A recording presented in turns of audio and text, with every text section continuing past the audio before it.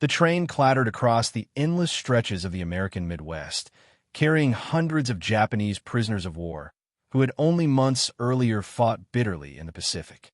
They pressed their faces against the small barred windows, stunned by the view.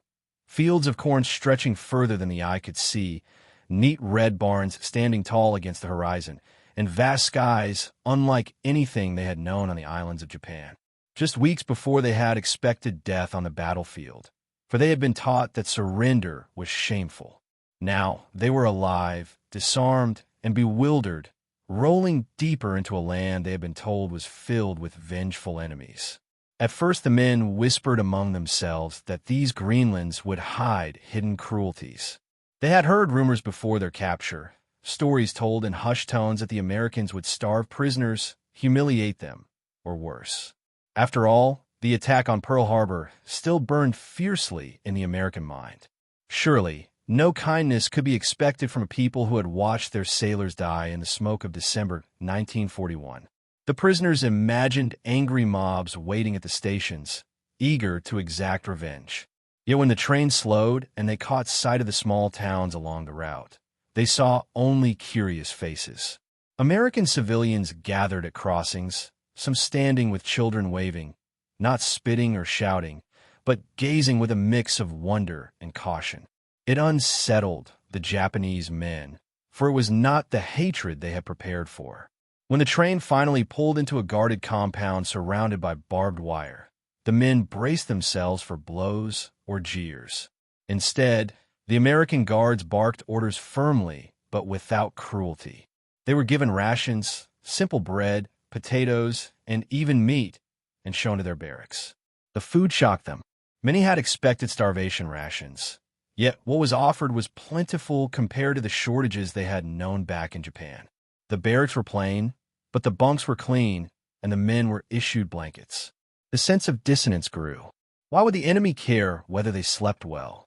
Over the first nights, the prisoners lay awake, listening to the unfamiliar sounds of cicadas buzzing in the fields outside the camp and the distant hum of tractors in the early morning. They whispered about what awaited them. Some believed that this was only a temporary deception, that cruelty would come once they were put to work. Others noted the discipline of the guards and argued that perhaps the Americans simply wanted to use them for labor before discarding them. A few, recalling the fierce propaganda of the Japanese army, insisted that Americans were too soft, too indulgent, and that perhaps this strange comfort was a weakness. Yet none could dismiss the unease that grew within them. Things were not as they had been told. The first days passed with routine roll calls at dawn, supervised walks across the compound, and instructions in halting English that many barely understood. And yet alongside the structure came small, surprising details. The guards did not strike them when they faltered in line. They allowed the prisoners to write letters home through the Red Cross. One guard even offered a cigarette to a prisoner who had none, a gesture that would have been unthinkable had their positions been reversed. These fragments of humanity clashed violently with the image of the merciless enemy they had been ordered to fight to the death. The turning point came when they were told they would soon be sent out to work, not in factories or mines, but on farms nearby. The announcement sent murmurs through the barracks. Farmers? The same farmers who must have lost sons or brothers at Pearl Harbor and beyond. The men exchanged glances heavy with dread. In their minds, this was where the cruelty would finally reveal itself. Surely these civilians would spit on them, curse them, or use them like beasts of burden. No soldier in the Imperial Army had ever been trained for the possibility of kindness from an enemy's ordinary people. That night, as the cicadas sang outside the wire, many of the prisoners found themselves unable to sleep. They thought of the fields they had seen from the train, the barns painted bright red against the American sky. Tomorrow they would step out of captivity into that strange world face to face with those who had every reason to despise them. And none could imagine that instead of vengeance, they would soon encounter words spoken with a gentleness they did not think possible after Pearl Harbor. First days in the fields. When the first dawn broke over the camp, the prisoners were herded into formation. The air was crisp, carrying the smell of tilled soil and freshly cut grass. And for the Japanese men, it felt both foreign and strangely calm. The guards read out names, their voices sharp, but not cruel, and then escorted small groups out through the gates. Beyond the wire, trucks waited to take them deeper into the countryside. The men climbed aboard hesitantly, each step weighed down by dread, certain that humiliation and hostility lay ahead. Yet even before the trucks rolled, they noticed something peculiar. Farmers had come with their wagons, standing at a distance, not to jeer, but to glance curiously at the men who had once been their enemies. Inside the trucks, the prisoners sat silently, their minds crowded with conflicting thoughts. They imagined the faces of Americans who had lost relatives at Pearl Harbor, men who must have burned with anger at the sight of Japanese uniforms. They pictured rough hands ready to strike them the moment they stepped down onto the soil. Some whispered quietly that perhaps the guard would turn their backs and allow vengeance to unfold unchecked. But when the trucks jolted to a stop at a farm, what greeted them was not fists or curses, but the sight of women hanging laundry on a line, children chasing each other near a fence, and a farmer wiping his brow before climbing down from his tractor. The ordinary scene was almost unnerving, as if they had been transported to a life that war had not touched. The first hours were a test. The prisoners were shown rows of corn and fields of wheat, handed tools, and told what to do with gestures more than words. The guards remained nearby, rifles slung casually, but they did not shout unless the men faltered badly. The work itself was hard, but it was familiar. Many of the Japanese had come from farming villages back home, and though the crops were different, the rhythm of the soil was something they understood. As they bent their backs to the fields, they realized with surprise that their lives were not being threatened. Instead, they were being treated as workers whose labor was needed, not as enemies to be broken. At midday, when the sun pressed down hot and heavy, the men were told to stop. A break was announced, and one farmer approached carrying a pail of water. The prisoners froze, convinced that some trick awaited them. Yet the farmer simply set the pail down, dipped a ladle, and gestured for them to drink. The water was cold, clean, and tasted of iron earth. For men who had expected mockery or poison, the act was disarming. The farmer did not speak much, only nodded once before stepping back, but the silence itself carried no hostility. It was a silence of acceptance of seeing them not as monsters but as men. When they returned to the camp that evening, the barracks hummed with whispered conversations. Each prisoner relayed what he had seen, the way children had pointed but not spat, how women had continued their chores without fear, how the farmer had offered water without insult. Some laughed nervously, others frowned in confusion. How could this be possible? They had been told Americans were ruthless, yet the evidence of their eyes suggested otherwise. It was only the beginning, but already their minds were shifting. Still, doubts lingered. Many insisted that this must be temporary, that once the novelty wore off, anger would surface. They reminded each other of the attack on Pearl Harbor, of the lives lost that December morning. Surely no nation could forgive such a wound so easily. But as they lay on their bunks, sore from honest work instead of punishment, a question gnawed quietly inside them. What if the Americans were not as their officers had described? What if there was something deeper behind these small gestures, something they had not been prepared to face? The next morning, the guards once again called the prisoners into formation, and soon they were marched to the waiting trucks. By now, the tension in the men's shoulders was mingled with a cautious curiosity. The memory of the farmer who had offered them water lingered. Could it have been a mere accident of kindness? Or was there a pattern to this strange civility? As the trucks rumbled down dusty rural roads, the prisoners stared out at the passing fields, watching farmers tending their cattle and tractors crawling slowly across the earth. Unlike the battlefield they had left behind, this was a land consumed not by fire and death, but by planting and harvest. Their destination that day was another farm, larger than the one before. The farmer, there was a tall man with broad shoulders and sun-weathered skin. He did not greet them with hostility, though he did not smile either. Instead, he gestured to the rows of sugar beets and beans, his voice even as he gave instructions to the guards. The prisoners were handed shovels and sacks, and soon the rhythm of work began again. What struck them most, however, was not the work itself, but the farmer's presence. He remained nearby, watching as the men bent low and dug into the soil, but his gaze lacked malice. It was practical, as if he saw them not as enemies, but as extra hands needed to keep his farm alive. Hours passed beneath the rising sun. Sweat ran down their backs, and blisters formed on their palms, but still the farmer did not lash out, nor did he look at them with the hatred they had expected. Instead, when one of the younger prisoners stumbled from exhaustion, the farmer motioned for him to rest near the fence. The guards allowed it without protest. Soon after, the farmer's wife appeared, carrying a jug of milk and a basket of bread.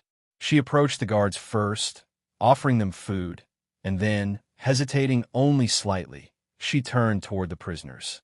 To their astonishment, she placed the jug and bread on the ground within reach, nodding for them to take it. The men exchanged bewildered glances before one carefully broke off a piece of bread. It was fresh, soft, and unlike anything they had eaten in months. The act was almost unbearable in its strangeness.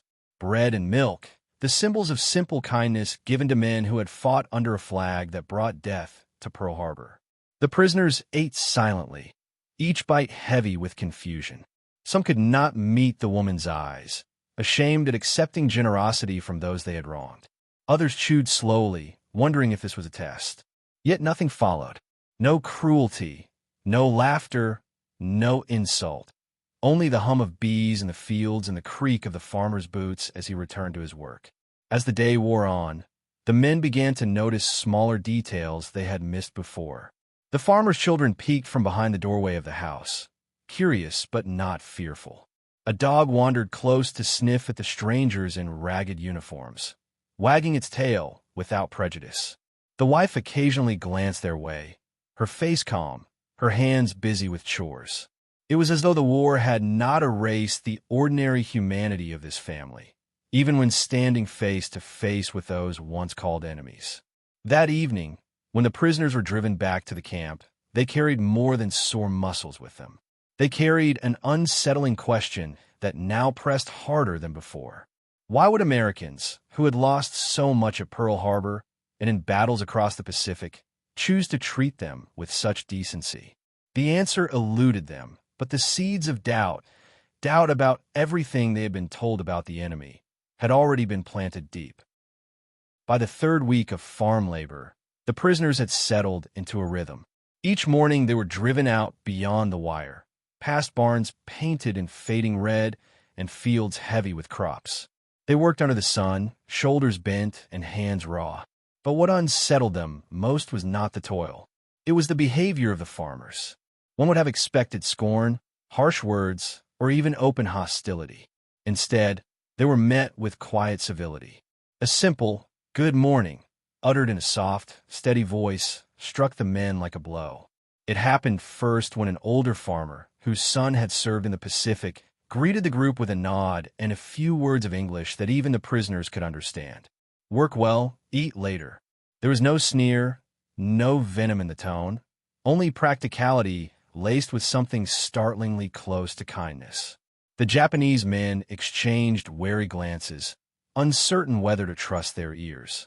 How could this man, who surely read about Pearl Harbor in his newspapers, and perhaps buried a nephew or cousin in the war, speak to them as if they were merely workers hired for the season? As days passed, these small gestures multiplied.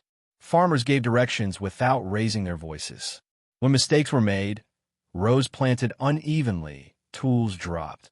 The corrections were firm but never cruel. One farmer even attempted a smile, a quick flash across his weathered face when a prisoner struggled to lift a heavy sack, and another rushed to help. The Japanese were deeply confused.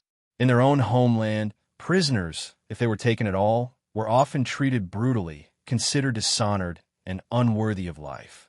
Here, their captors seemed bound by an invisible code that demanded restraint and at times compassion. For the prisoners, the shock was doubled by the memory of Pearl Harbor.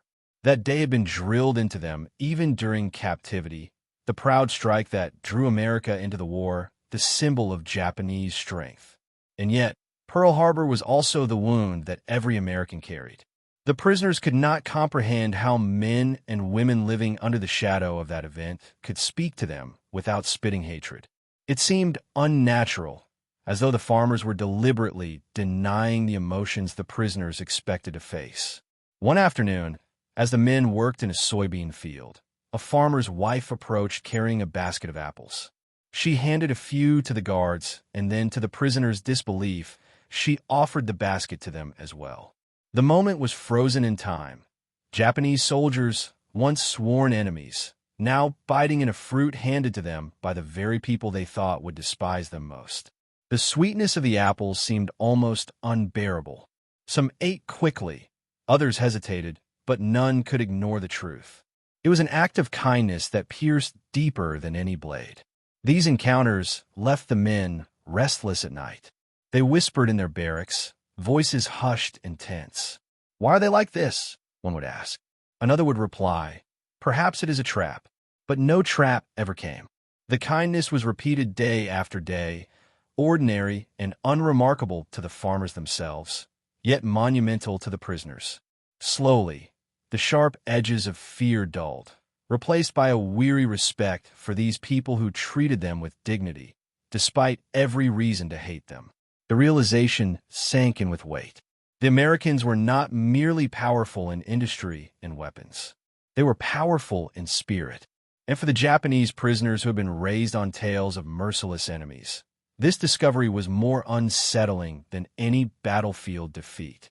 Building bridges. By midsummer, the rhythm of captivity was no longer defined solely by fences and guards, but by the cadence of work in the fields. The Japanese prisoners rose with the dawn, rode in the trucks past silent towns, and found themselves side by side with American farmers whose mannerisms remained disarmingly calm. What astonished the men most was not just the absence of hatred, but the presence of ordinary human exchanges. Each day carried small moments that chipped away at the wall between captor and captive. It began with greetings.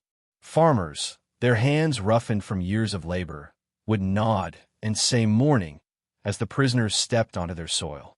Though most of the Japanese did not understand the word, they recognized the tone, gentle, neutral, and utterly devoid of venom. The first time it happened, many looked away in shame, uncertain how to respond. But as the days lengthened, some dared to bow slightly in return, the only gesture they knew to convey respect. Soon these greetings became routine, subtle acknowledgments of shared humanity in the midst of war. Meals brought further encounters. At midday, when the sun burned relentlessly above, the farmers would pause for their lunch. The prisoners were given rations of bread, beans, or potatoes from their guards. Yet occasionally a farmer would share a piece of fruit or pass along a canteen of water. Once a boy barely 10 years old approached the line of prisoners with a basket of peaches from his family's orchard. He handed them out nervously, his wide eyes darting between the men's sunburnt faces. None of the prisoners could speak to him, but they accepted the fruit with quiet reverence. The sweetness lingered far longer than the taste. It was a reminder that not all hearts had hardened, even in wartime. The work itself often demanded cooperation. Though guards supervised from a distance, it was the farmers who instructed them, showing them how to handle machinery or where to cut rows. Some prisoners, eager to demonstrate their value, mimicked the gestures quickly. A few even tried their broken English. "Like this," they would ask haltingly.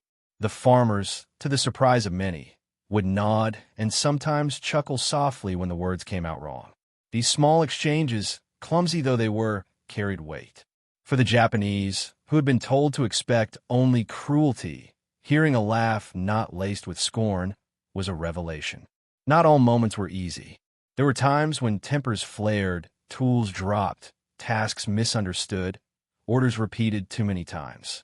Yet even then the farmers rarely raised their voices. One day a prisoner snapped the handle of a hoe by mistake. He braced for a beating, for he knew in his own army such an error would have drawn harsh punishment. Instead, the farmer took the broken handle, shrugged, and fetched another tool. No insult, no blow, only a weary sigh. That night in the barracks, The man confessed he had felt more shame from that simple shrug than from any strike. The prisoners slowly realized they were not invisible shadows in these fields. They were being acknowledged, spoken to, and treated with a dignity they had not expected. Every nod, every shared piece of fruit, every laugh over a clumsy attempt at English became part of a mosaic that contradicted everything drilled into them during the war. And with each passing day, the kindness of the farmers cut deeper than any weapon could. It made them question not only the enemy, but also themselves, language, and understanding. As the weeks stretched into months, the barrier between prisoner and farmer began to thin in ways none of the men had foreseen. At first, the exchanges were silent, gestures, nods, the passing of tools, but gradually words began to slip into the air. A handful of the younger Japanese prisoners had studied some English in school. Learning fragments of vocabulary meant more for decoding enemy propaganda than for conversation. They tested these words cautiously, their accents heavy, their grammar fractured, but the farmers responded with patience. One farmer, noticing a prisoner struggling to carry a sack of grain, tapped his own chest and said, "Heavy." The word echoed in the prisoner's mind, simple yet clear. He repeated it clumsily, drawing a smile from the farmer. Another prisoner, curious about the names of vegetables, pointed at carrots and asked, "Name?" The farmer knelt down, pulled one from the soil, and repeated, "Carrot, carrot." The men murmured the word among themselves, savoring it like a secret code. For the Japanese, language was not just a tool, but a fragile bridge across an unthinkable divide. They had expected only anger from these civilians. Yet the farmers seemed eager to teach them small pieces of their world. Some even laughed when the prisoners tried and failed to pronounce words correctly. Not a cruel laugh, but one that acknowledged shared effort. It was disarming. Curiosity worked both ways. In quiet moments when the guards' attention wavered, farmers asked simple questions. "Japan?" they would say, pointing at the prisoners, then miming a question with their hands. A few men nodded, fumbling to describe their villages, their families, their homes by using gestures. They drew shapes in the dirt, mountains, houses, even a crude sketch of the Japanese flag. The farmers studied these drawings with interest, as if trying to imagine lives far across the Pacific. One day, during a midday break, an elderly farmer attempted something daring.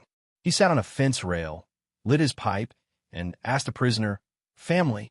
The man hesitated, unsure whether to answer, but finally whispered in broken English, "Wife, 2 children."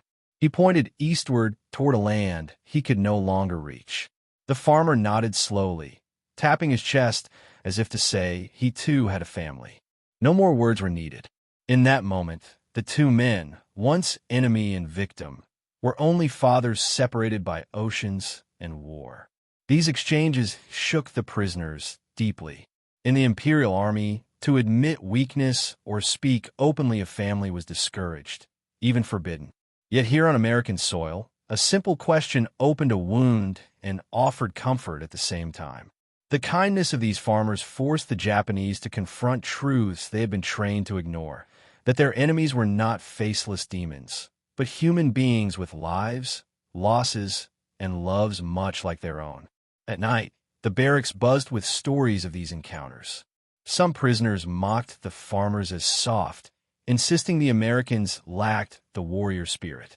Others, however, spoke quietly of how these conversations unsettled them. They compared it with the harsh discipline of their own officers, who had never spoken kindly, who would have punished even a stumble in speech or step. The contrast gnawed at them, raising questions none dared to voice too loudly. Had they been misled all along about the true nature of their enemy? By the time autumn leaves began to fall across the fields, the farmers and the prisoners had built a fragile, strange bond, one stitched together with broken English, shy nods, and gestures across the Gulf of War. And for the Japanese, each word learned carried more than meaning. It carried the weight of a revelation that kindness could exist even where history screamed it should not. As winter crept toward the countryside, The prisoners found themselves reflecting more often on the contradictions that shaped their days. Snow dusted the barns and fields. The air turned sharp and cold. Yet the farmers continued to treat them with the same quiet decency as in summer. The rhythm of labor shifted. Less planting, more maintenance, mending fences, tending to animals, but the gestures of civility remained. For the Japanese men, each passing week deepened a sense of confusion that pressed heavily against the discipline drilled into them by their homeland. In whispered conversations after lights out, they compared their treatment here with what they knew of their own army's handling of captives. Many had heard first-hand accounts from comrades who had guarded prisoners in China or the Philippines.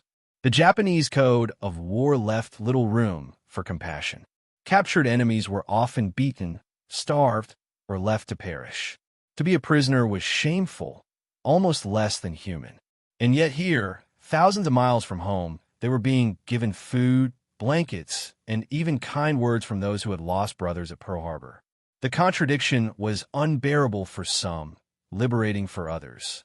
One man, formerly a petty officer, admitted quietly that he could not reconcile the memory of his training with the reality before him.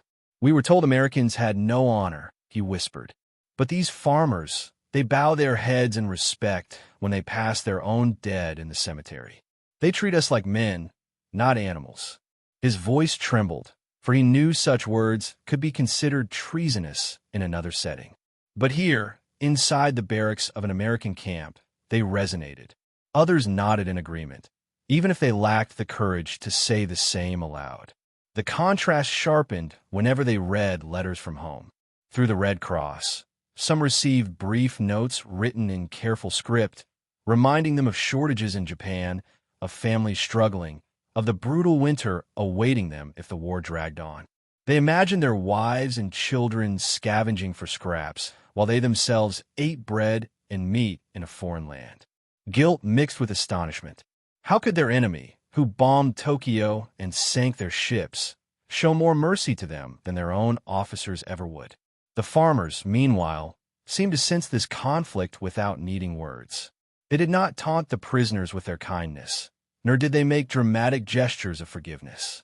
Instead, they offered something subtler: constancy, a nod each morning, a quiet good work when tasks were done, a brief moment of shared laughter when a cow nudged a prisoner too close to the fence.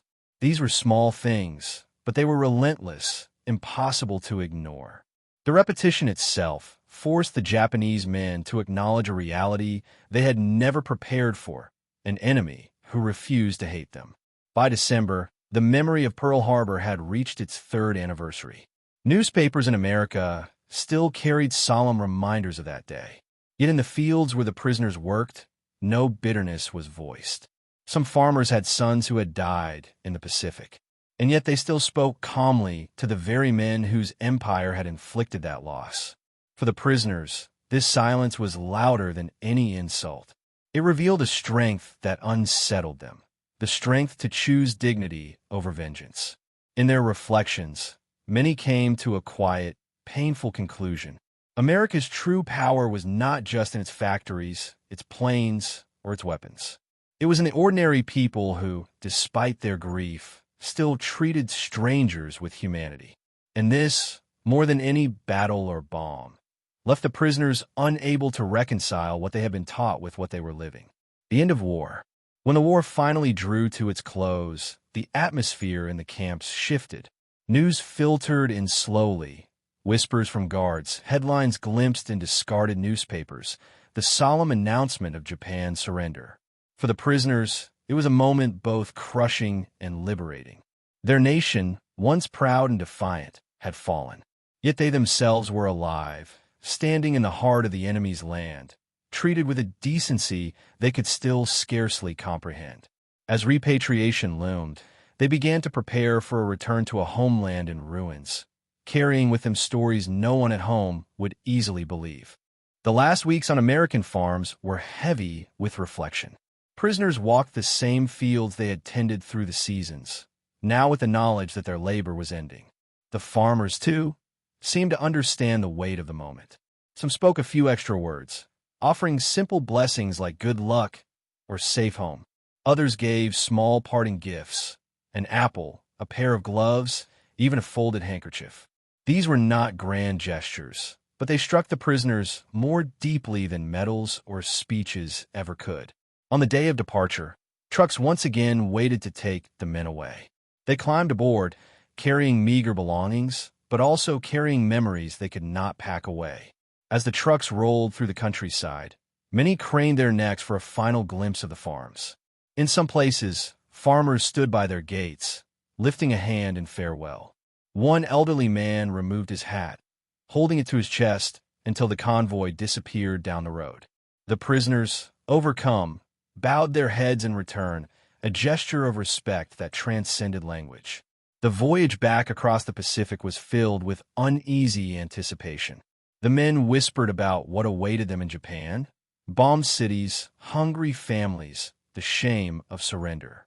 Yet again and again their conversations returned to the farmers. They spoke of the first cold water offered in the fields, of the boy who had shared peaches, of the women who gave them bread without fear. They spoke, too, of the words spoken kindly, even though Pearl Harbor had left scars that still bled in the American heart. For many, these memories were more bewildering than the defeat itself. When they finally disembarked in Japan, their stories spread among friends and family. Some listeners shook their heads in disbelief, unwilling to accept that Americans, painted for so long as devils, could show kindness. Others grew quiet, troubled by the implications. For the prisoners themselves, the memories remained vivid, etched deeper than the wounds of war. They had been spared cruelty, not by politicians or generals, but by ordinary men and women who had every reason to hate them. In years to come, some of these former prisoners would write of their experiences, testifying that they had discovered humanity in the unlikeliest of places. They carried with them not just tales of survival, but lessons of humility, compassion, and the realization that war could not erase the decency of individuals. Even Pearl Harbor, with all its fury and grief, had not hardened every American heart. The war had taught them to expect only hatred. Yet, in the fields of rural America, they found something else entirely. It was a truth that haunted them, shaped them, and stayed with them long after the guns had gone silent. That kindness, quietly spoken by farmers in the shadow of Pearl Harbor, had the power to disarm more deeply than any weapon ever could.